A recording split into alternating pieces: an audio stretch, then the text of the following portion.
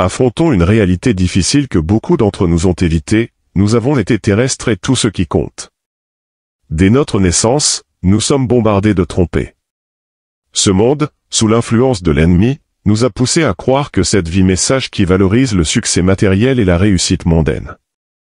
On nous dit d'aller à l'école, de décrocher un bon emploi, d'acheter une maison, de tomber amoureux et d'accumuler des richesses. Bien que ces choses ne soient pas mauvaises en soi, l'insistance excessive sur ces objectifs nous aveugle souvent aux vérités profondes de notre existence. La Bible nous met en garde contre le trompeur, Satan, qui est décrit comme le dieu de ce monde et le prince de la puissance de l'air. Ces titres ne sont pas de simples mots, ils révèlent l'étendue de l'influence de Satan sur ce monde. Il exerce un contrôle significatif et l'utilise pour mentir aux masses. Son plus grand mensonge est de nous faire croire que cette vie est tout ce qui compte, que notre principal objectif devrait être les préoccupations terrestres et le succès matériel. Ce mensonge a même infiltré nos églises. Beaucoup de sermons aujourd'hui se concentrent sur la manière dont Dieu peut améliorer notre vie sur cette terre, comment obtenir des percées, plus d'argent, de meilleures voitures, de plus grandes maisons ou un conjoint. Bien que Dieu se soucie de nos besoins terrestres, l'insistance excessive sur ces préoccupations nous distrait de ce qui est vraiment important. Nous passons 99% de notre temps de prière à demander des choses liées à cette vie, car nous avons été trompés. Mais permettez-moi d'être franc, sur votre lit de mort, qu'est-ce qui comptera vraiment? Lorsque vous serez confronté à la fin de votre voyage terrestre, vous ne prierez pas pour une nouvelle voiture, une plus grande maison ou plus d'argent sur votre compte en banque. Vous ne vous préoccuperez pas de votre emploi ou de votre statut social. Non, vos pensées et vos prières se tourneront vers l'état de votre âme. Vous vous demanderez, suis-je sauvé? Suis-je en paix avec Dieu? C'est la vérité brute de ce monde. Satan nous a menti en nous faisant prioriser le temporaire au détriment de l'éternel. L'évangile de la prospérité a propagé ce mensonge encore plus, nous faisant croire que nous pouvons avoir toutes les richesses du monde et tout de Dieu en même temps. Mais Dieu n'est pas le Père Noël, il n'est pas là pour satisfaire tous nos désirs matériels. Ce qui compte le plus, c'est notre salut. Imaginez-vous sur votre lit de mort, serez-vous réconforté par le fait que vous avez une Ferrari dans l'allée, un sac Prada, une maison de 5 chambres ou des millions à la banque? Non, à ce moment-là, la seule chose qui comptera sera de savoir si vous êtes sauvé. L'accumulation de richesses et de statuts sera insignifiante comparée au destin éternel de votre âme. Vous penserez, Dieu, je veux juste être en paix avec toi. Satan a glorifié les hommes d'affaires et le succès mondain à un tel point que même nos jeunes aspirent à être comme Elon Musk ou Jeff Bezos. Nous devons atteindre une maturité chrétienne où nos prières sont remplies de gratitude pour notre salut, où la chose la plus importante pour nous n'est pas les bénédictions matérielles que nous recevons, mais le fait que nous sommes sauvés par la grâce de Dieu. Ce monde vous a menti, vous convainquant de vous concentrer sur l'ici et maintenant, mais nous devons fixer nos regards sur l'éternité. La vérité est que cette vie est éphémère. Jacques 4 verset 4 nous rappelle que notre vie est une vapeur qui paraît pour un peu de temps et puis disparaît. Nous sommes ici pour une courte période, et ensuite nous faisons face à l'éternité. Ce qui comptera à ce moment-là, ce ne seront pas les possessions que nous avons accumulées ou le statut que nous avons atteint, mais notre relation avec Dieu. Jésus lui-même nous a avertis à ce sujet dans Matthieu 6 versets 19 à 21, « Ne vous amassez pas des trésors sur la terre, où la mite et la rouille détruisent, et où les voleurs percent et dérobent. Mais amassez-vous des trésors dans le ciel, où ni la mite ni la rouille ne détruisent, et où les voleurs ne percent ni ne dérobent. Car là où est ton trésor, là aussi sera ton cœur. » Notre attention devrait être sur l'amassage de trésors dans le ciel, et non sur l'accumulation de richesses et de possessions ici sur terre. Cela ne signifie pas que nous devons négliger nos responsabilités ou que nous ne pouvons pas profiter des bénédictions que Dieu nous accorde, mais cela signifie que nous devons garder nos priorités en ordre. Notre principale préoccupation devrait être notre santé spirituelle et notre relation avec Dieu. Tout le reste doit passer au second plan. Réfléchissons à la quantité de temps que l'Américain moyen passe sur les réseaux sociaux. Cela nous aidera à comprendre l'étendue de la tromperie et comment elle imprègne notre quotidien. Les statistiques sont stupéfiantes, l'Américain moyen passe plus de 2 heures par jour sur les plateformes de réseaux sociaux. Cela équivaut à plus de 700 heures par an consacrées à faire défiler, aimer, commenter et partager. Décomposons cela plus en détail pour voir où ce temps est passé.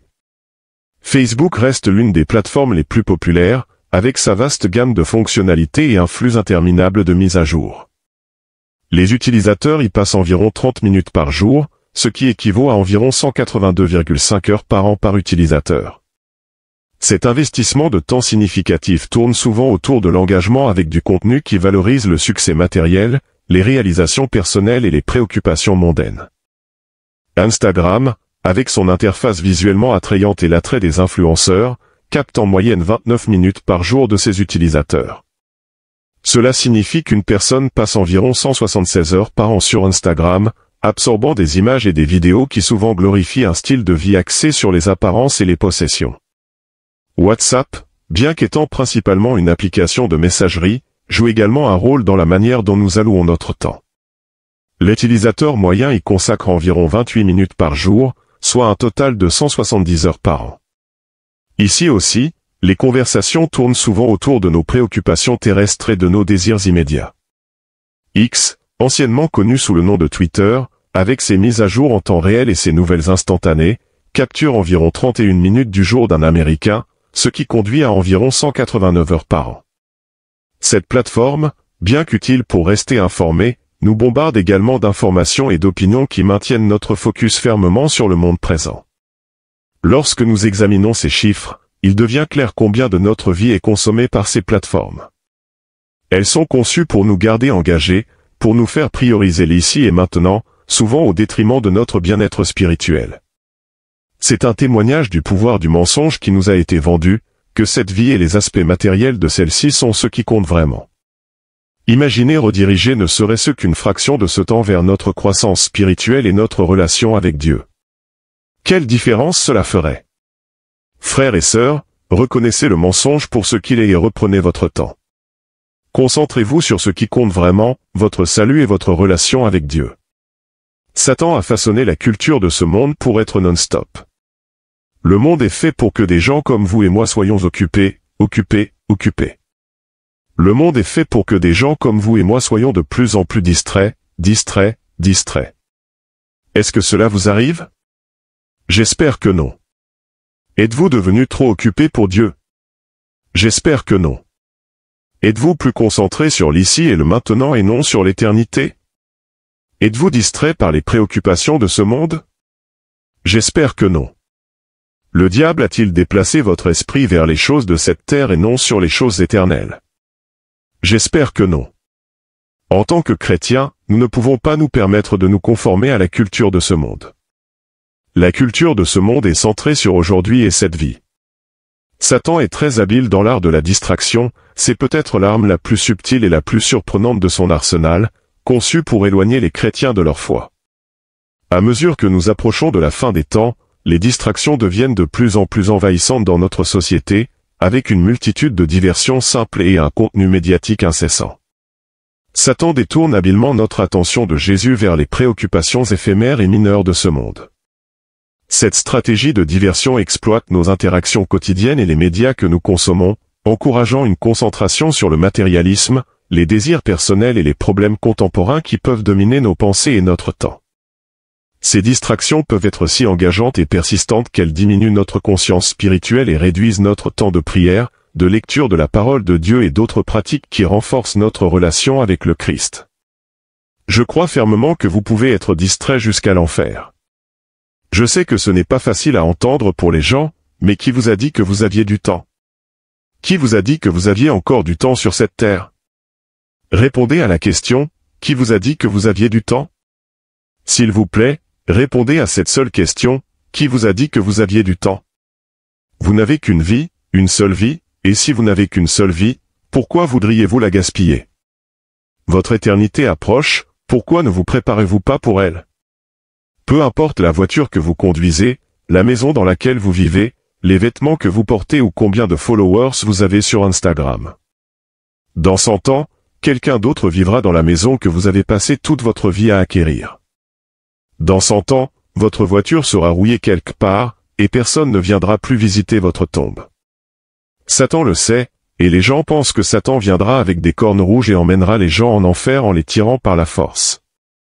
Non, il vous distraira directement en enfer, vous distraira pendant que la vie passe sous vos yeux, directement en enfer. À mesure que ces distractions se multiplient, elles ne nous éloignent pas seulement de nos engagements spirituels, mais elles modifient subtilement nos priorités et nos valeurs, nous rendant plus susceptibles de nous séparer spirituellement. Il est crucial pour les chrétiens de reconnaître cette tactique et de rechercher activement des moyens de maintenir le focus sur la croissance spirituelle et les vérités éternelles de la parole de Dieu. En comprenant la nature de ces distractions et en fixant délibérément des limites, nous pouvons préserver notre dévotion et continuer notre chemin sur le chemin étroit avec une attention sans partage. Combien de temps passez-vous à faire défiler sans fin, à être distrait sans même vous en rendre compte? Nous vivons à une époque dominée par les distractions. Les adolescents âgés de 16 à 18 ans passent souvent une grande partie de leur journée sur des smartphones, généralement entre 7 et 9 heures. Leurs activités comprennent principalement la navigation sur les réseaux sociaux, le streaming vidéo, l'envoi de SMS et l'engagement dans divers jeux. Les jeunes adultes âgés de 18 à 24 ans dépendent fortement de la technologie numérique à la fois pour les interactions sociales et professionnelles, consacrant environ 3 à 5 heures par jour à l'utilisation de leur smartphone. Les adultes âgés de 25 à 44 ans, qui incluent souvent des professionnels actifs, passent généralement 3 à 4 heures chaque jour sur leur smartphone. Les adultes d'âge moyen, âgés de 45 à 64 ans, utilisent leur smartphone environ 2 à 3 heures par jour, principalement pour naviguer sur le web, lire des nouvelles et s'engager sur les plateformes de réseaux sociaux. Quand est-ce la dernière fois que vous avez passé 30 minutes à prier en dehors de l'église? Nous vivons à une époque de distraction et je crois que les gens peuvent être distraits jusqu'aux portes de l'enfer. Leur vie défile sous leurs yeux alors qu'ils sont captivés par un écran, détournés, perdant de vue ce qui est vraiment important. Depuis le milieu des années 2000, on observe une augmentation significative dans les industries de la santé et de la beauté.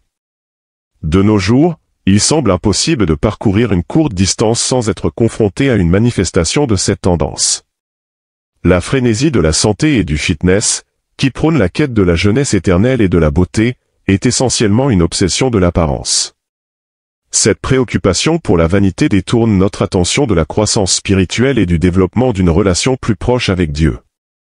La fixation sur l'obtention de corps parfaits, d'une peau impeccable et le besoin incessant de publier des images de nous-mêmes sur les réseaux sociaux déplace notre focus de l'essentiel au superficiel. Peu importe les efforts investis dans la préservation ou l'amélioration de notre apparence physique, nos corps sont temporaires et ne dureront qu'un instant. En revanche, nos âmes sont éternelles. Il est crucial de se rappeler que bien qu'il ne soit pas fondamentalement mauvais de prendre soin de notre bien-être physique, cela ne doit pas se faire au détriment de la négligence de notre esprit. Équilibrer nos poursuites physiques avec nos besoins spirituels est essentiel, en veillant à ce que notre attention la plus profonde et nos efforts soient alignés avec ce qui importe réellement dans une perspective éternelle. Les réseaux sociaux et les téléphones portables. Les téléphones portables sont une bonne chose, ils sont merveilleux.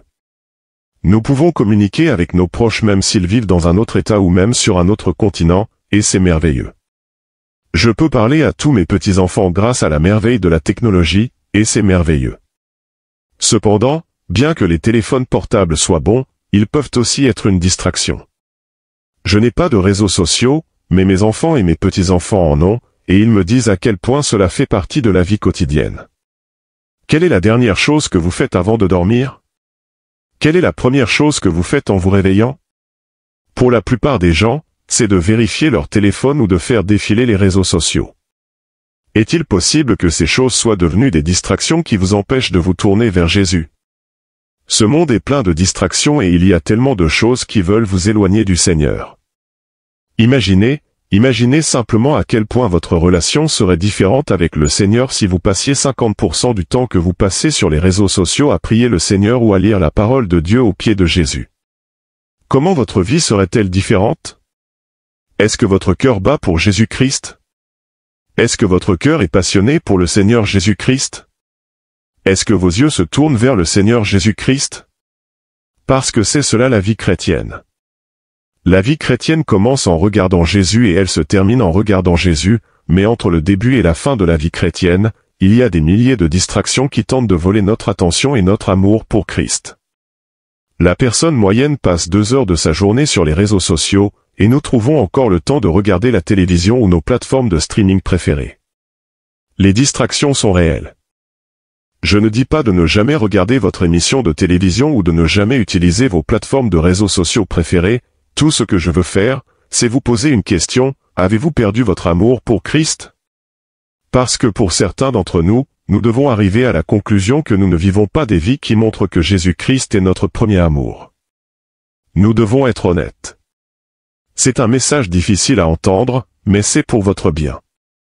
Dans les derniers jours, la Bible nous a dit qu'il y aura quelque chose qui enlèvera notre amour pour Dieu. Dans les derniers jours, 2 Timothée 3 verset 4 dit que les gens seront amis des plaisirs plus que des amis de Dieu. Le plaisir est une distraction, une mauvaise distraction.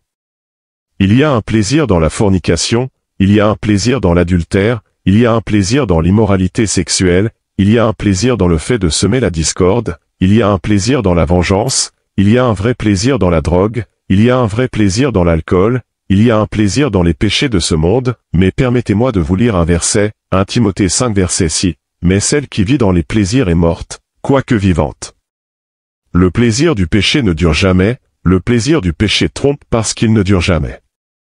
Le plaisir est une distraction. Il y a des gens qui prennent la décision de devenir sérieux dans leur relation avec Dieu, et dès qu'ils le font, un homme ou une femme qui les intéresse entre dans leur vie et les distrait. Lorsque vous placez les désirs de votre corps physique au-dessus des exigences de l'Esprit de Dieu, alors vous avez adopté la religion du plaisir. Cependant, la Bible établit le fait que les exigences de l'Esprit sont contraires aux appétits de la chair. Si nous choisissons d'obéir et d'être soumis à l'Esprit de Dieu, alors nous devons soumettre notre corps, mais nous ne pouvons pas satisfaire les désirs de la chair et plaire à Dieu en même temps.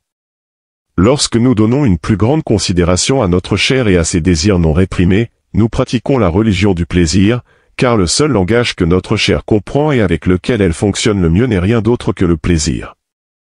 Toutefois, 1 Timothée 5 verset 6 dit que « Celle qui vit dans les plaisirs est morte, quoique vivante ».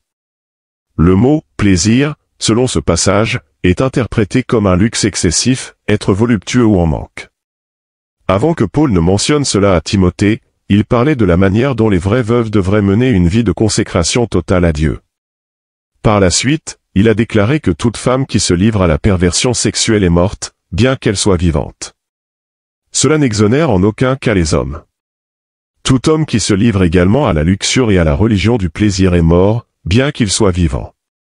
Le plaisir est une distraction, et dans les derniers jours, de plus en plus de gens seront distraits par le plaisir du péché. En tant que croyants, nous devons continuellement fixer nos yeux sur Jésus et éloigner toute distraction. Éloigner tout ce qui tente de détourner notre regard de celui que nous aimons. Priorisez Dieu. Il y a tellement de distractions dans cette vie. Pour certains, leur distraction est l'argent, pour d'autres, leur distraction est le sport, pour d'autres encore, leur distraction est leur apparence dans le miroir. Nous devons nous concentrer sur ce qui est important. Ne gaspillez pas votre vie sur des choses qui n'ont pas d'importance. Il y a une chose qui compte, et vous devriez la prioriser. Satan a façonné la culture de ce monde pour qu'elle soit incessante. Le monde est façonné pour que vous et moi soyons occupés, occupés, occupés. Le monde est façonné pour que vous et moi soyons de plus en plus distraits, distraits, distraits. Est-ce que cela vous arrive? J'espère que non. Devenez-vous trop occupé pour Dieu? J'espère que non. Êtes-vous plus concentré sur l'ici et le maintenant et non sur l'éternité? Êtes-vous distrait par les soucis de ce monde? J'espère que non. Le diable a-t-il détourné votre esprit des choses célestes et non des choses éternelles? J'espère que non. En tant que chrétiens, nous ne pouvons pas nous permettre de nous conformer à la culture de ce monde. La culture de ce monde est entièrement centrée sur aujourd'hui et cette vie. La croyance que nous vivons dans les derniers temps est une perspective partagée par de nombreux chrétiens qui voient les prophéties bibliques se réaliser littéralement et en temps réel. L'urgence et l'épreuve sont convaincantes, et voici 4 raisons significatives pour lesquelles nous pourrions effectivement être dans les derniers temps. La 4e raison est la plus significative et la plus flagrante. Raison 1, la construction du 3e temple. La construction du 3e temple est un élément crucial dans les prophéties des derniers temps. Le 3e temple fait référence à la reconstruction prophétisée du Saint-Temple à Jérusalem. Le premier temple, construit par Salomon, et le second temple, reconstruit après l'exil babylonien, étaient centraux dans le culte juif jusqu'à leur destruction. On croit que le troisième temple jouera un rôle clé dans les derniers temps, comme mentionné dans plusieurs passages bibliques. La signification du troisième temple est soulignée dans les prophéties trouvées dans Daniel 9 verset 27, Matthieu 24 verset 15 et 2 Thessaloniciens 2 verset 4, qui décrivent l'Antéchrist comme étant l'abomination de la désolation en s'exaltant comme Dieu dans le temple. Cet acte est un événement clé signalant les derniers temps. Ces dernières années, il y a eu un effort concerté vers la préparation de ce temple. L'Institut du Temple, une organisation juive dédiée à la reconstruction du temple, a fait des progrès significatifs. Ils ont créé des plans opérationnels et fabriqué les objets rituels nécessaires, y compris un menorah de 43 kg en or pur et divers vases en cuivre, or et argent. De plus, des vêtements sacerdotaux ont été produits, et des efforts substantiels ont été déployés pour former les prêtres, Kohanim, pour le futur service du temple. Cette formation implique la réalisation de cérémonies du temple en utilisant des vases rituels et la construction d'un autel portable qui peut être rapidement assemblé sur le mont du temple lorsque le moment sera venu. L'élan pour la construction du troisième temple gagne en importance, et son achèvement serait un accomplissement monumental de la prophétie des derniers temps. Le simple fait que ces préparatifs aient lieu indique un alignement significatif avec les prédictions bibliques, conduisant beaucoup à croire que nous approchons effectivement des derniers temps. Les activités de l'Institut du Temple ne sont pas seulement symboliques, ce sont des étapes concrètes vers l'accomplissement de prophéties attendues depuis des millénaires. Ce sentiment d'urgence est palpable parmi ceux qui suivent de près ces développements. L'anticipation est également alimentée par l'intérêt croissant et le soutien de divers groupes chrétiens à travers le monde. De nombreux chrétiens évangéliques voient la reconstruction du temple comme un précurseur crucial au retour de Christ. Cette croyance a conduit à un soutien financier et politique pour les efforts de reconstruction du temple. La convergence de facteurs religieux, politiques et sociaux fait de la construction du troisième temple non seulement un rêve lointain, mais une réalité imminente. Raison 2, le décor est planté pour l'Antichrist. Les développements technologiques et sociétaux de notre époque créent l'environnement parfait pour l'avènement de l'Antichrist tel que décrit dans l'Apocalypse 13. Il est prophétisé que cette figure exercera un pouvoir et un contrôle sans précédent, une réalité rendue de plus en plus plausible par les avancées modernes. Notre monde n'a jamais été aussi interconnecté, un fait mis en évidence par la récente panne informatique mondiale causée par CrowdStrike. Cet incident a démontré à quel point nos systèmes sont fragiles et interconnectés, alors que des perturbations se sont propagées dans divers secteurs à travers le monde. Ce niveau d'interconnexion ouvre la voie à une figure comme l'Antichrist pour exercer un contrôle global presque instantanément. De plus, la poussée vers l'identification numérique et les monnaies numériques dans divers pays est perçue comme un précurseur du type de contrôle que l'Antichrist exercera. Au Royaume-Uni, par exemple, les récentes annonces dans le discours du roi ont mis en lumière l'intention du gouvernement d'introduire des identités numériques. Ces avancées suggèrent un mouvement vers un système où l'identité et les transactions financières d'un individu peuvent être surveillées et contrôlées de manière centrale. Dans un tel monde, la surveillance omniprésente s'étend bien au-delà de la simple identification et du suivi financier. Chaque aspect de la vie quotidienne est sous surveillance, depuis le moment où l'on se réveille jusqu'au moment où l'on se couche. Les appareils intelligents et les maisons connectées enregistrent les conversations et les mouvements, garantissant qu'aucune action ne passe inaperçue. Les espaces publics sont équipés de systèmes de reconnaissance faciale avancés, rendant l'anonymat pratiquement impossible. Le réseau de transport est conçu pour suivre chaque déplacement, que ce soit en voiture, en train ou même à pied, à l'aide d'un réseau de caméras et de capteurs. Le développement et l'intégration de technologies telles que l'intelligence artificielle, la blockchain et les systèmes biométriques s'accélèrent à un rythme sans précédent. Ces technologies offrent à la fois commodité et contrôle, facilitant le suivi et l'influence du comportement des individus par les gouvernements et les entreprises. Le passage mondial vers des sociétés sans argent liquide et des monnaies numériques est un autre facteur critique. Avec les monnaies numériques, chaque transaction peut être surveillée et régulée, fournissant un outil parfait pour que l'Antichrist contrôle l'économie mondiale. Le concept d'un gouvernement mondial unique et unifié n'est plus une idée farfelue, mais une réalité plausible étant donné le climat politique actuel. Des organisations internationales telles que les Nations Unies et le Forum économique mondial plaident pour une coopération et une gouvernance mondiale accrue. L'idée d'un leader mondial capable de résoudre les crises mondiales et d'apporter paix et stabilité devient de plus en plus attrayante pour beaucoup dans un monde en proie à des troubles et à des incertitudes. Lorsque l'Antichrist apparaîtra, il n'aura pas besoin de décennies pour établir sa domination, l'infrastructure est déjà en place.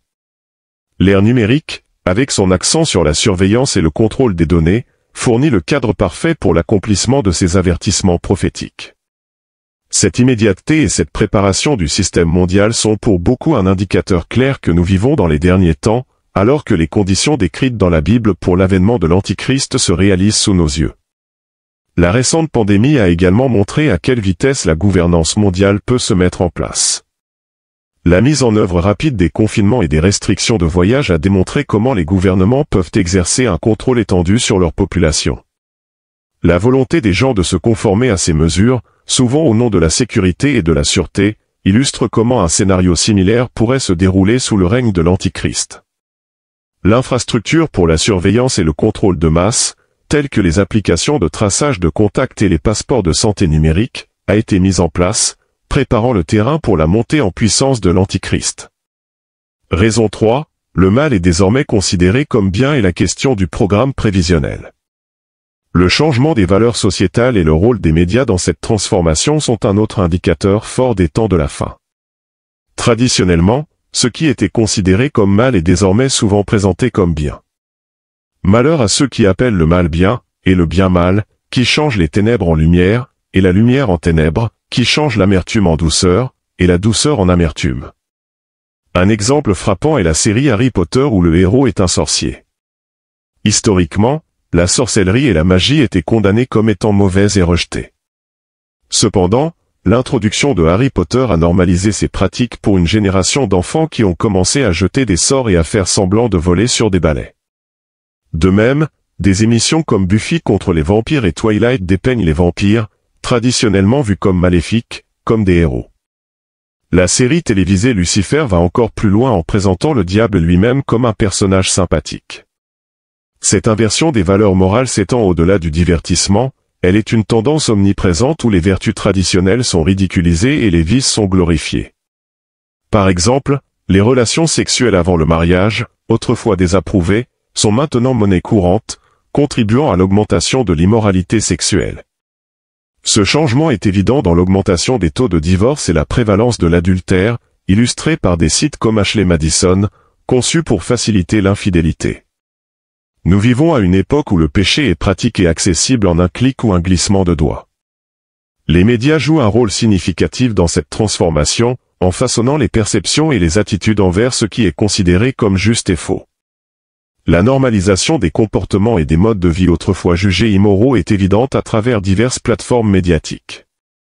La musique populaire, les films et les émissions de télévision glorifient fréquemment la consommation de drogue, la promiscuité et la violence, les présentant comme acceptables, voire désirables. Ce changement n'est pas seulement le reflet de normes sociales changeantes, mais est vu par beaucoup comme une tentative délibérée de saper les valeurs morales traditionnelles et de désensibiliser la société au péché. Le programme prévisionnel est un autre aspect significatif de ce changement.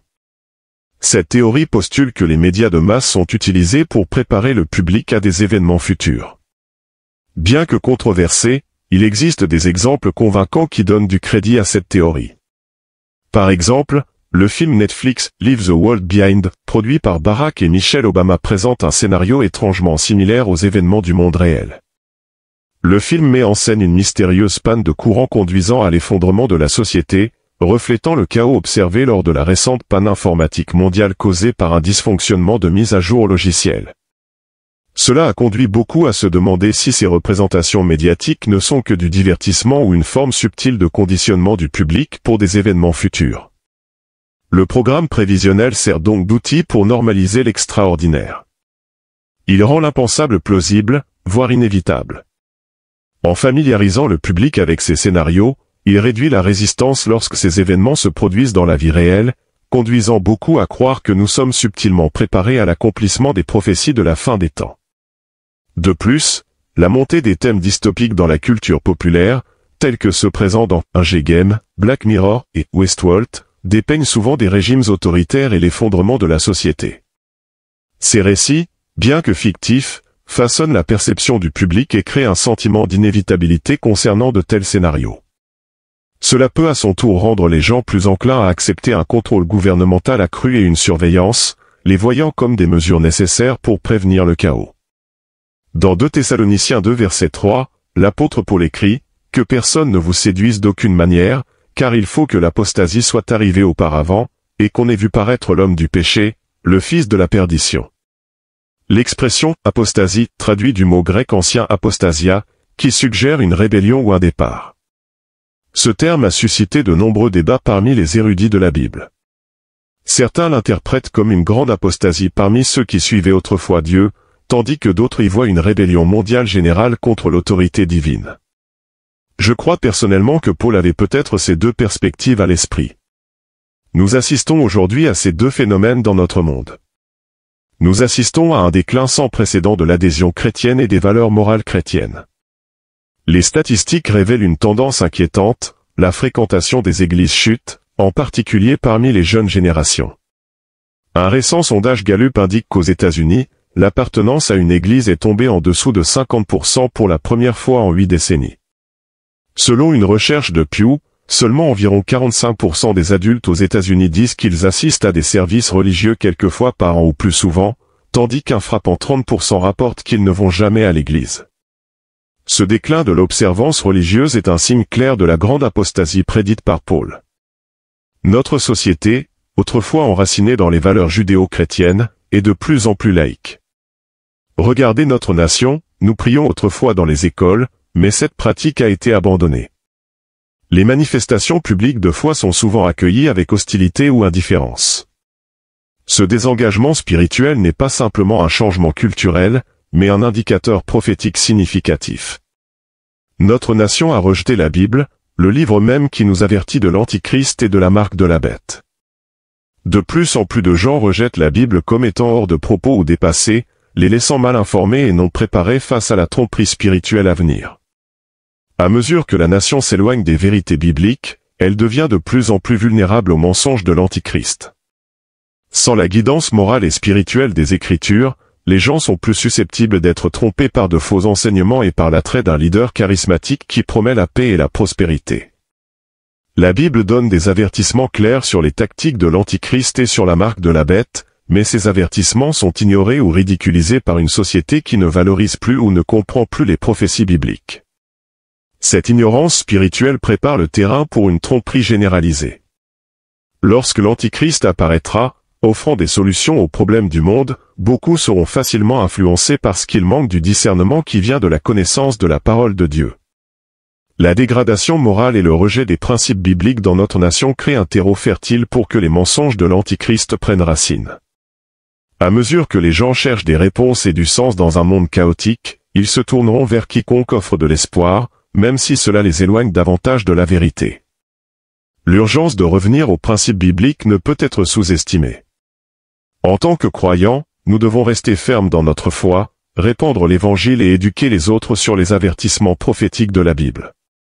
Ce n'est qu'en nous enracinant dans la parole de Dieu que nous pourrons résister à la tromperie de l'Antichrist et rester fermes en ces temps de la fin. L'érosion de la foi ne se limite pas aux États-Unis. À l'échelle mondiale, les pays ayant historiquement des racines chrétiennes fortes connaissent des déclins similaires. En Europe, la fréquentation des églises est à des niveaux historiquement bas, avec des pays comme la Suède, la France et le Royaume-Uni rapportant que moins de 10% de leur population assistent régulièrement à l'église. La situation dans d'autres parties du monde reflète une tendance plus large vers le sécularisme et l'abandon des pratiques religieuses traditionnelles. La seconde moitié de 2 Thessaloniciens 2 verset 3 se concentre sur un événement prophétique crucial, et qu'on ait vu paraître l'homme du péché, le fils de la perdition. Avant que la grande tribulation ne puisse être identifiée avec certitude, une personne particulière connue sous le nom d'homme du péché ou d'antichrist doit être révélée. Cette figure est centrale dans la prophétie de la fin des temps et représente l'apogée de la rébellion humaine contre Dieu. Le terme « homme du péché » souligne l'incarnation du mal et de l'illégalité de l'antichrist. Il s'opposera à Dieu et s'exaltera au-dessus de tout ce qui est adoré. Bien que l'antichrist n'ait pas encore été révélé, la Bible indique que son apparition marquera le début de la fin. Au fil des ans, beaucoup ont spéculé sur l'identité de l'Antichrist, avec des figures telles que Donald Trump, Barack Obama et Elon Musk souvent nommés. D'autres candidats théorisés incluent des dirigeants politiques comme Vladimir Poutine, des figures religieuses comme le pape, et des hommes d'affaires influents comme Bill Gates. Malgré ces spéculations, la véritable identité de l'Antichrist reste inconnue. Il peut déjà être sur la scène mondiale ou il peut encore émerger. Cependant, lorsqu'il sera révélé, son identité sera indubitable.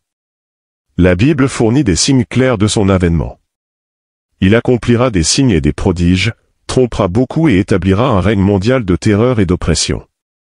L'urgence de cette prophétie ne peut être sous-estimée. La montée de l'Antichrist signalera la conclusion imminente de l'histoire humaine telle que nous la connaissons.